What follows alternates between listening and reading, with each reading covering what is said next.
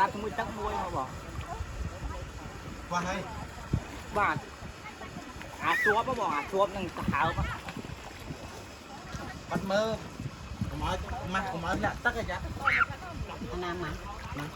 มดกำประมามือบาดจังระยะใดอันนั้นตาวิตละตาวิเล็กจังยังรอถือนี่จังเฮ้ยรอเต็มมาส่วนน้ำไม้เลยพยายามเลยเขาบอกจนบ้านจะแบบตบ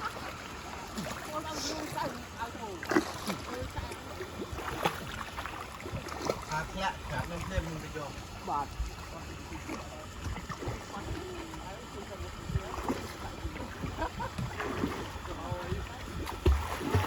เอาล้างตุ๊กไว้ไงนะล้างตุ๊กไว้ไงร้านอะไรเป็นตุ๊ก